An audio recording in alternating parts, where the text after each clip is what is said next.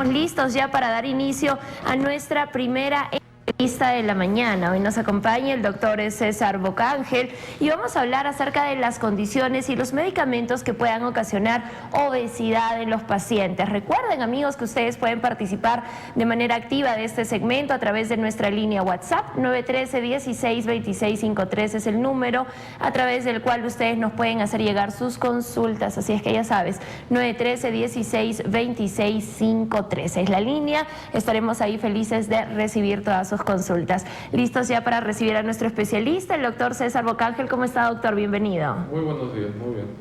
Gracias por acompañarnos, doctor. Hoy con este tema tan importante, ¿no? Condiciones y medicamentos que pueden generar obesidad en el paciente. Exactamente, o sea, bueno, hay muchas personas que creen que hay ciertas enfermedades o condiciones que pueden causarles obesidad, pero no es tanto así. O sea, por ejemplo, en las mujeres es muy frecuente que las personas vayan a la consulta y digan, pero no tendré algún problema de la tiroides y por eso tendré obesidad. Y la verdad, como enfermedad de la tiroides que se conoce como es el hipotiroidismo, que puede causar aumento de peso, esa enfermedad no causa un gran aumento de peso. En la mayoría de los casos no causa más de 5 kilos de sobrepeso. Entonces, que las personas piensen que su obesidad está condicionada por esto, no es así. ¿Ya? Hay otros factores que deben estar ahí influyendo a que la persona tenga 10, 15, 20 kilos de sobrepeso. ¿Ya? Entonces, después, otra de las condiciones que he visto que es muy frecuente en nuestro país es el hecho de que la gente se automedique. ¿Ya? Entonces, hay muchas personas que se están automedicando y llegan a los hospitales o a las consultas automedicándose con un medicamento que es muy popular, que todo el mundo lo asocia al uso sobre todo por faringitis, ¿ya? Y el medicamento es un corticoide que muchas veces se usa y muchas veces la gente lo reclama, que se llama dexametasona, ¿ya? Entonces las personas creen que con ese medicamento se les va a controlar la faringitis y aparte de eso se les controla otros dolores. Los corticoides son medicamentos antiinflamatorios muy potentes, pero que nosotros los médicos sabemos cuáles son sus usos. No es para que uno los esté medicando libremente como se hace comúnmente aquí en nuestro país, ¿ya? Entonces las personas cuando creen que eso les alivia, entonces lo usan para calmar el dolor y lo usan en repetidas oportunidades, o hay pacientes asmáticos maltratados que no es un medicamento que uno lo debe estar usando en forma crónica. Hace 30, 40 años sí, o sea, porque por desconocimiento, porque la medicina no había avanzado mucho, se usaba en forma crónica. Pero se ve que es un medicamento que trae muchos efectos secundarios y entre ellos es la ganancia de peso. ¿Ya? Entonces las personas, cuando uno ve a una persona que abusa de los corticoides, la carita se le pone la cara redondita, como si fuera una luna llena, así, y después empieza a llenarse de grasita, sobre todo acá en el área del cuello, en la espalda, después empiezan a salirle estrías en el abdomen, uno lo nota en los brazos y las piernas, que los brazos y las piernas son muy delgados en relación al resto del cuerpo. Entonces esas personas, cuando uno les interroga un poco más, se da cuenta de que es por eso. Y no es una cosa infrecuente, se está volviendo cada vez más frecuente. ¿Por qué? Porque ahora también en las farmacias uno va y compra y los farmacéuticos le dicen, tomen. Y a ellos la verdad no les importa mucho. ¿Ya? Y uno de los efectos colaterales es ese, ganancia de peso, aumento de colesterol, triglicéridos, puede causar ciertas alteraciones en la sangre, ¿ya? Y aparte de eso puede dar diabetes. Entonces, usar corticoides como dexametasona u otros sin un control médico y sin una buena indicación médica, la verdad que no es recomendable, ¿ya? Entonces, todo eso uno puede verlo en la consulta, preguntando al paciente, tener un poco de interés en conocerlo y tratar de resolver su problema. Otra de las cosas que también es un poco frecuente, pero que es una enfermedad que está asociada a varias comorbilidades. ¿Por qué? Porque es del área ginecológica, del área médica, es el síndrome de ovario poliquístico, que muchas mujeres están diagnosticándose con eso. ¿Por qué? Por irregularidades menstruales, puede ser por dolor a la menstruación, y aparte de eso, ¿por qué? Porque muchas de ellas al final son gorditas o tienen sobrepeso, y al final esto les conlleva ¿a qué? A que las personas cuando tienen una enfermedad en general presentan ¿qué cosa? De trastornos psicológicos, que muchas veces conlleva ansiedad. Y al final las personas cuando tienen una enfermedad crónica lo que hacen es comer y comer y comer más. Y al final, por ejemplo, en este caso del síndrome poliquístico, las personas no les conviene comer más, porque van a hacer como un círculo vicioso. Comen, empeora el síndrome de ovario poliquístico y así. Entonces hay que tratar de diagnosticar, controlar, manejar, no solamente por ginecología, por endocrinología algunas veces. Ya, por ejemplo, una de las cosas que aquí en nuestro país se podría decir que no está muy bien explicado es el hecho que el endocrinólogo trata a los pacientes ya diagnosticados, patologías que son difíciles de tratar por otras especialidades. ¿Ya? En otros países se considera como una subespecialidad médica. ¿Ya? O sea, es una subespecialidad médica en sí, de la medicina interna. Entonces, decir que un endocrinólogo va a diagnosticar una enfermedad me parece que es un término mal dicho, porque un médico bien entrenado, bien capacitado, responsable, debería poder diagnosticar todas estas patologías e incluso darles el primer manejo. Si es que no respondieran bien al tratamiento, ahí ya uno debería encargarse de derivar a las subespecialidades respectivas. ¿Ya? Pero bueno, en nuestro país no pasa. Así es, doctor, y también pues no la responsabilidad que tenemos como pacientes, nosotros también, lamentablemente la automedicación que está tan presente, vamos a la farmacia, ni siquiera sabemos qué contienen los medicamentos que estamos ingiriendo. Esta ganancia de peso a raíz, por ejemplo, de los corticoides, luego ¿cómo se puede controlar? ¿Cómo puede disminuir ese peso ganado, doctor? Ya, o sea, esto es una enfermedad que lo que causa es que una de nuestras glándulas que se encarga de producir nuestros corticoides naturales, ¿ya? Por el hecho de que uno consume corticoides de fuera, o sea, en tabletas, esa glándula va perdiendo su función, se puede decir que se va atrofiando poco a poco. Entonces, nosotros lo que tenemos que hacer es empezar a darle cantidad de corticoides y disminuirlas gradualmente en cierto tiempo. ¿Para qué? Para, se podría decir, despertar a la glándula de nuestro cuerpo y que esa glándula nuevamente vuelva a producir nuestros corticoides naturales. Entonces, eso es el tratamiento en sí. O sea, es mantenerlo con corticoides, pero irle bajando las dosis progresivamente y controlando todas las comorbilidades que puede tener ese paciente, porque como les dije, estos pacientes tienen colesterol alto, triglicéridos altos, algunos tienen resistencia a la insulina, algunos pueden llegar a tener diabetes, algunos pueden llegar a tener hipertensión, todo por un solo medicamento. Miren, qué importante es la responsabilidad que tenemos que tener al momento de ingerir los medicamentos. Ahora, estos pacientes que ya por A o B ya tienen una patología diagnosticada, ya tienen estos medicamentos recetados, ¿no? Por el especialista, con seguimiento, ¿cómo pueden controlar esta ganancia de peso, por ejemplo, doctor? O sea, uno es el hecho de que uno los va tratando estas comorbilidades, el hecho de que vaya disminuyendo progresivamente la dosis, hace que los pacientes, lógicamente, ya no acumulen tanta grasita en su cuerpo, ¿ya? Y después, el hecho de que bajen de peso hace que su nivel de resistencia a la insulina o incluso su diabetes se pueda controlar más fácilmente.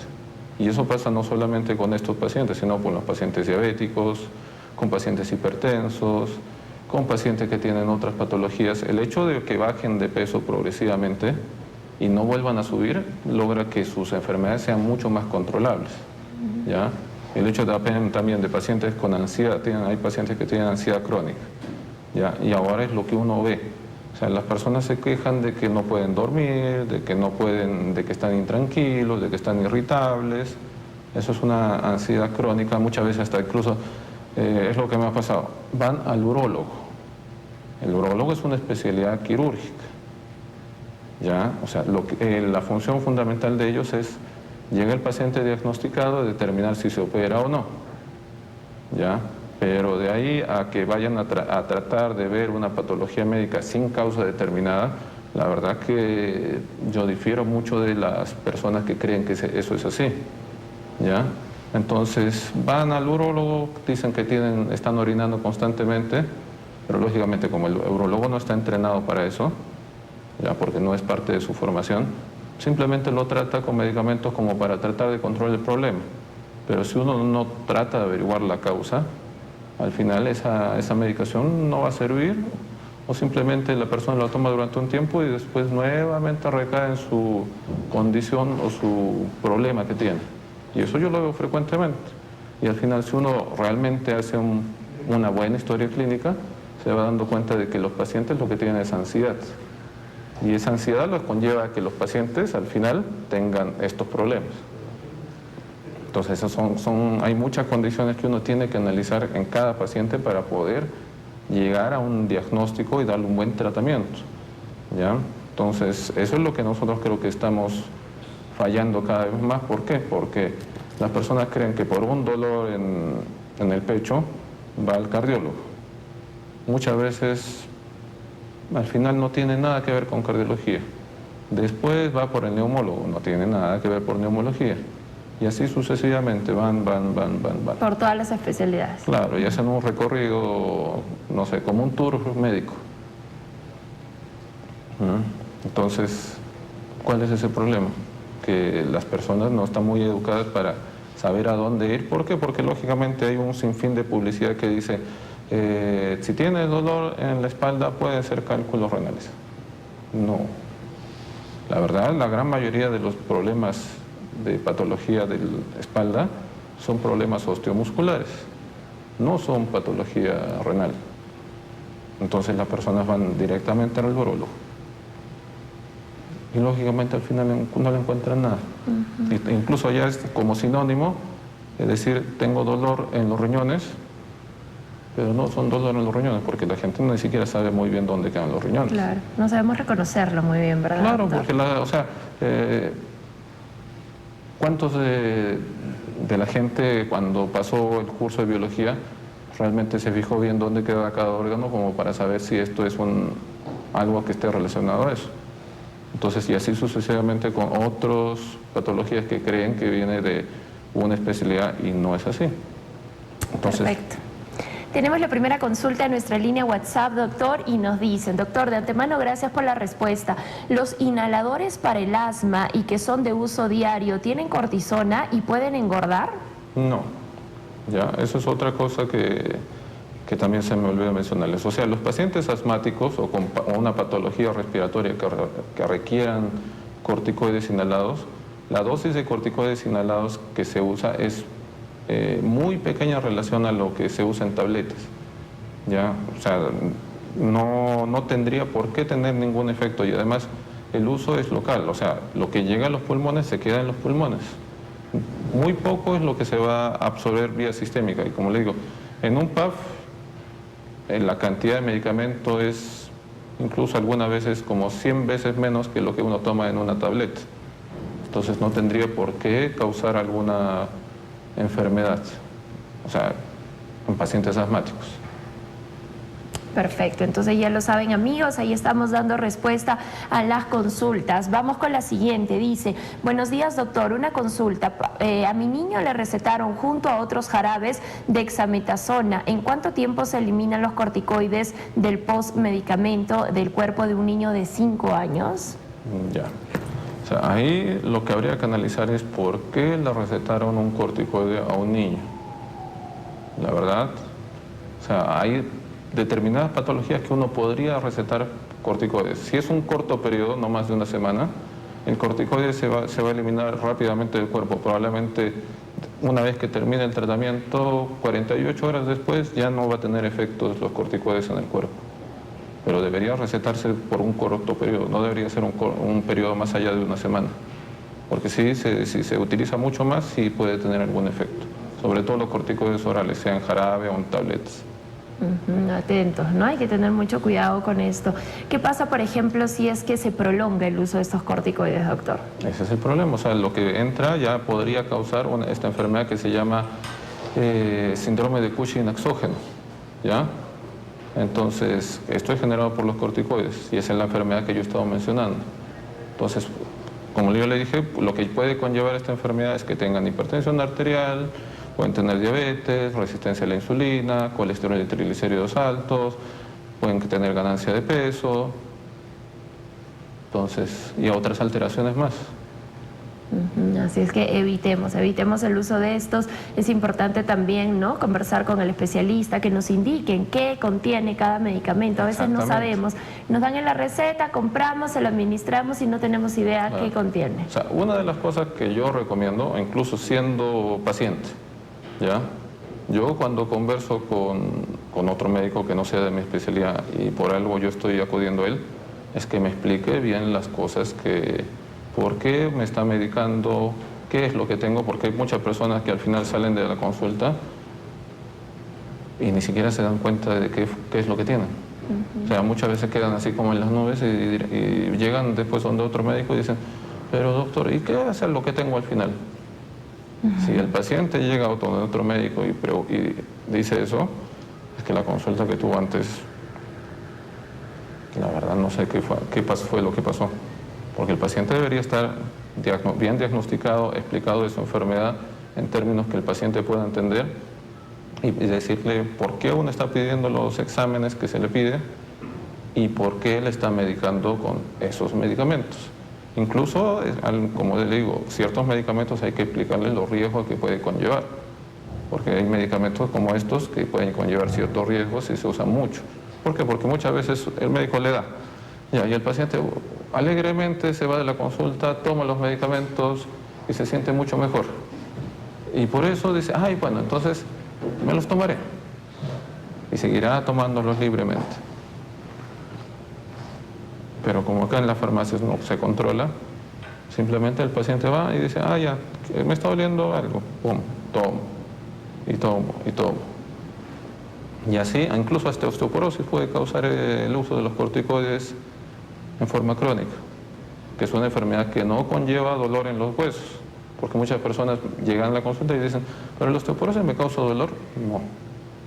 No causa dolor, causa algo peor, que si uno se cae, por ejemplo en las mujeres sobre todo, sufre una caída leve, entre comillas, y puede terminar con una fractura en las muñecas, en la cadera, que le va a imposibilitar caminar o incluso va a tener que usar una prótesis.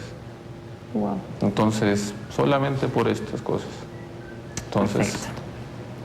Vamos con la siguiente consulta, doctor. Dice, pierdo calcio en sangre y tengo déficit de vitamina D. Me recetaron vitamina D en fuertes dosis. ¿Esto me podría engordar? No, la vitamina D no se ha visto que vaya a estar relacionada con el aumento de peso, ¿ya? Es raro, ¿por qué? Porque nosotros vivimos en una ciudad que tiene sol casi todo el año.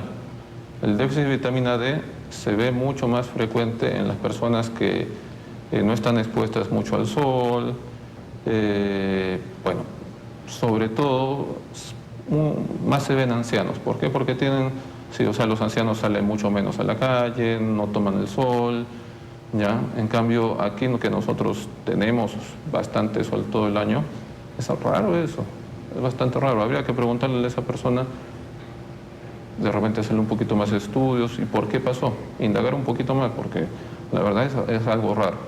Pero no, el hecho de que tome vitamina D, si es que tiene deficiencia de vitamina D, no conllevaría ningún riesgo. Perfecto. Vamos con la siguiente consulta. Dice, buenos días, doctor. ¿Tomar las pastillas en exceso haría que subas de peso, así como el paracetamol o el naproxeno? No. Los dos son medicamentos analgésicos. Uno es un analgésico, se podría decir que casi no conlleva ningún riesgo. Por eso es que nosotros, si uno ve los memes de médicos, siempre dicen, el médico siempre receta paracetamol. ¿Por qué hacemos eso nosotros? ¿Por qué? Porque el paracetamol es uno de los medicamentos más inocuos que existe. O sea, uno puede tomarlo en dosis adecuadas durante un largo periodo de tiempo y los riesgos que pueda llevar consigo son mínimos. En cambio, naproxeno, ibuprofeno, diclofenaco, ketorolaco, ketoprofeno, sí, esos son AINES, o sea, son antiinflamatorios no esteroideos, ¿ya? Y estos medicamentos sí llevan con ciertos riesgos. Entre más tiempo se tomen y la manera como se tomen puede conllevar riesgos. O sea, por eso es que tienen que acudir donde un médico que les explique todos estos riesgos. Por ejemplo, el naproxeno no va a conllevar aumento de peso, pero si uno lo toma en forma inadecuada sí puede causar gastritis, puede causar aumento de la presión arterial en pacientes hipertensos. O sea, si un paciente hipertenso empieza a tomar naproxeno en forma crónica, lo más probable es que tenga muy difícil control de la presión arterial. Entonces, un paciente tiene que explicársele eso y buscar un medicamento analgésico que no conlleve ese riesgo. E incluso estos medicamentos, si hay personas que, no sé, pero he encontrado, que agarran y se pueden tomar 10 naproxenos en un día. Así. 10 naproxenos, ¿por qué? Porque dicen que no le calma el dolor. Si uno toma cantidades excesivas de este tipo de medicamentos, puede incluso conllevar a falla renal, o sea que el paciente termine en hemodiálisis. Entonces hay que tener cuidado.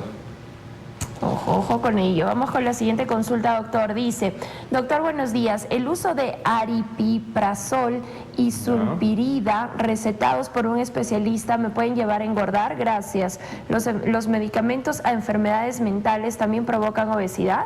Sí. Hay ciertos medicamentos o psicofármacos que sí pueden conllevar obesidad, ¿ya?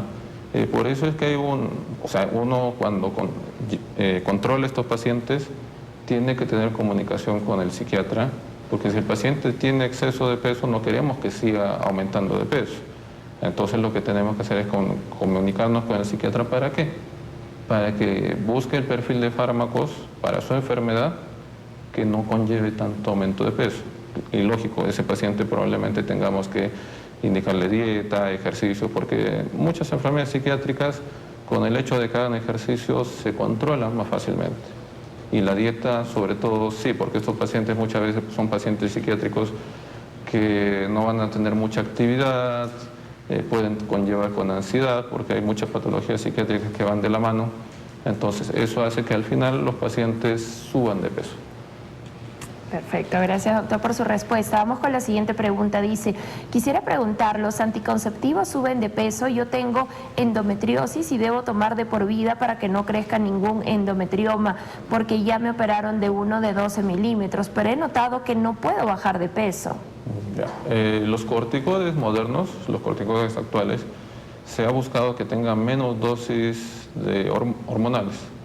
¿Por qué? Porque se ha visto que con menos dosis hormonales es mucho más fácil controlar muchas enfermedades o que tengan la función para la cual se diseñaron, que sean anticonceptivos. Entonces, relacionar los corticoides con aumento de peso, no. No, eso es una idea también que... ¿Los anticonceptivos? O sea, los anticonceptivos. Los anticonceptivos, relacionarlos con aumento de peso, no. Muchas veces más que todo está relacionado con el hecho de que las mujeres, cuando ingieren estos medicamentos, todavía tienen duda de que puedan quedar embarazadas, porque lógico, la efectividad de los anticonceptivos no es el 100%. ¿Ya? Entonces tiene esa duda de que tomándolos o usándolos puedan quedar embarazadas. Entonces eso les da cierta ansiedad.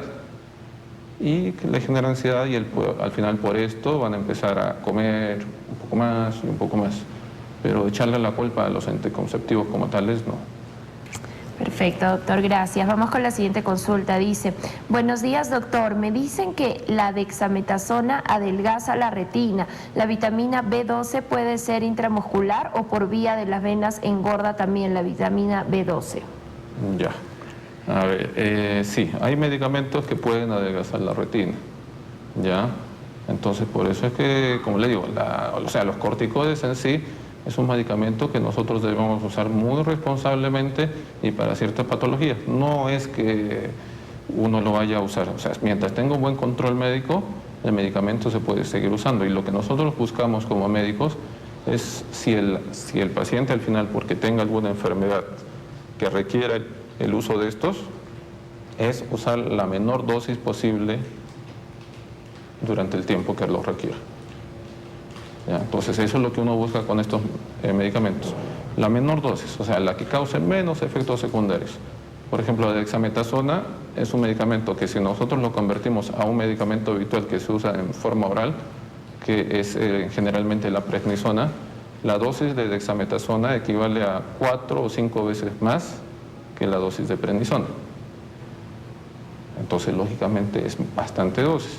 Y si uno termina tomándolo eso todos los días porque las personas creen que les va a beneficiar, va a terminar con estos problemas. ¿Ya? Y la vitamina B12 es otro medicamento que nosotros se nos publicita por televisión, por médicos y todo, que la verdad tiene sus indicaciones, ¿ya? No es un medicamento que en otros países se use como se usa aquí, ¿ya? Como les dije, tiene sus indicaciones, ¿ya? Pero aquí nosotros lo usamos como un paracetamol más, inyectable, que es lo que la gente aquí más prefiere. Pero, a ver, nosotros hemos sido creados por Dios, ¿para qué? Para que nosotros podamos ingerir las cosas por la boca. Esa es nuestra forma natural de poder ingerir alimentos, medicamentos. Entonces, si nosotros tenemos la boca sana, sin ningún problema como para poder ingerir, los medicamentos deben entrar por esa vía natural, no por inyectable.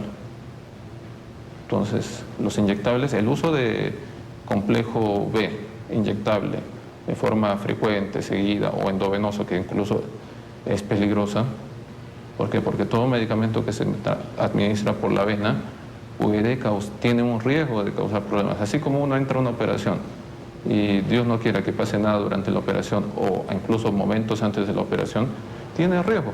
Por eso es que nosotros los médicos preferimos que la última opción sea la operación, mientras se pueda tratar médicamente. ¿Por qué? Porque nadie quiere que una persona que se supone que se entra a operar, de repente hasta por una cirugía plástica, en plena entra, le colocan los medicamentos y haga reacción a los medicamentos y haga paro. Y eso sucede, o sea, es un porcentaje, ¿ya? Y es una lotería que nos puede tocar a cualquiera. Entonces no es que uno, yo me voy a operar, ya. Pero cada vez que uno se entra a operar, el porcentaje va aumentando un poquito más. Entonces, igual pasa con los medicamentos que se colocan vía endovenosa. Hay riesgos que pueden conllevar. Entonces, no abusemos de los medicamentos. El complejo B, si uno lo administra en forma muy frecuente, puede causar hígado graso, eso sí. Perfecto, doctor. Gracias por su respuesta. Vamos con la siguiente consulta. Dice, buenos días, doctor. Yo estuve hospitalizada y me pusieron corticoides porque estoy mal de mi sistema inmunológico. ¿Qué consecuencias me pueden traer? Gracias. Ya, como le dije, hay enfermedades que sí necesitan corticoides. Porque como esta paciente que está comentándonos, tiene problemas con el sistema inmunológico. De repente su sistema inmune está muy hiperactivo, entre comillas. Entonces le causa otro tipo de enfermedades. Entonces los corticoides ayudan a disminuir ese sistema inmune que esté hiperactivo, a que funcione un poco menos, para que ya no le cause daño. Ya, ¿podemos usar dosis corticoides altas en el momento agudo de su enfermedad? Sí, pero después, como le dije, nosotros tenemos que tratar de reducir los corticoides a la menor dosis posible para que este paciente pueda hacer una vida normal y que los riesgos por el uso de estos corticoides sean mucho menos. Por eso es que son pacientes que tienen que estar muy bien controlados. Perfecto, doctor, gracias por su respuesta. Vamos con la siguiente consulta. Dice, buenos días, soy Giovanna de Yanaguara. Mi hijo pesa 84 kilos y mide 1,74, tiene 20 años. La nutricionista solicitó exámenes y el resultado de insulina postprandial fue 89.98. Lo derivó con el endocrinólogo y le dijo que tomara Glicenex de 850, uno por día durante 2 meses. ¿Es necesario tomar esas pastillas para bajar de peso? ¿Puede ocasionar efecto rebote? Gracias. Ya. Entonces, mire, lo que él ha recetado es la popularmente conocida como metformina, que es el nombre genérico del medicamento. No, en este caso probablemente su hijo tenga resistencia a la insulina, ¿ya? La metformina es un medicamento que se usa para esta enfermedad, sí. Y la metformina no está comprobada en ningún estudio, en ningún texto de medicina que ayude a bajar de peso, ¿ya? O sea, no es así. No es un medicamento anorexígeno que vaya a quitar el apetito o que vaya a hacer que el paciente baje de peso de 84 kilos a los 75 que debería pesar. No, no es así.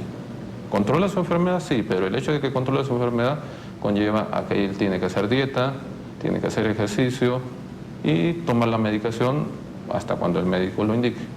Eso es lo que debería hacer. Perfecto, doctor. Muchas gracias por su respuesta. Gracias a todo el público que ha participado. Nos han quedado todavía varias consultas, pero ya nos ganó la hora. Y precisamente, doctor, usted ha venido con un regalito para todos nuestros televidentes. Exactamente. O sea, como les mencioné anteriormente, hay muchos problemas de obesidad relacionados a esto, a enfermedades psiquiátricas, a enfermedades médicas y otros tipos más. Entonces, yo veo que esto es una patología que va creciendo y que nos va conllevando muchas comorbilidades. Entonces, para poder ayudar a estas personas, ya porque hay muchas personas que creen que es por los anticonceptivos, creen que es porque, no sé, otras condiciones que, como les mencioné, no se relacionan así con la obesidad, lo que les ofrezco es que 5 personas pueden acudir con una consulta gratuita para diagnosticar su enfermedad y poder ver cuál es el mejor tratamiento que deben llevar. Perfecto, serán 5 los afortunados quienes quieran participar de este sorteíto. Vamos a sortearlo. Escríbanos a nuestra línea WhatsApp 913-162653 con su nombre completo y su número de DNI, y todas las personas que nos escriban a lo largo de la mañana pues van a entrar al sorteo para estas 5 consultas. Así es que estén atentos, envíanos si tú quieres participar esta consulta gratuita que nos ofrece el doctor César Bocángel, pues ahí estaremos recibiendo tus datos al 913-162653, nombre completo y DNI. Recuerden que estamos en Arequipa, el sorteo es solo válido en Arequipa para todas las personas que estén acá en la ciudad, así es que ya lo saben, serán 5 los afortunados, haremos el sorteo al finalizar el programa. Doctor, muchísimas gracias. Muchas y para gracias todos los pacientes que necesiten consulta con usted, ¿dónde lo podemos ubicar, por favor? Yo estoy atendiendo el frente del Hospital General en la calle Cabrera Valdés A16, urbanización Pablo VI. Ahí pueden acudir, pasar por el módulo de informes y preguntar por mí. Perfecto, muchísimas gracias, doctor, por su visita. Ya lo saben, serán 5 los afortunados de tener estas consultas gratuitas. Mándanos tu nombre completo y tu DNI y al finalizar el programa estaremos sorteando con todas las personas que nos hayan escrito. Doctor, que tenga un lindo día. Gracias por su visita. Muchas gracias a ustedes. Nos vamos a la pausa. Esto es Nuevo Día Magazine. Volvemos con más para ti.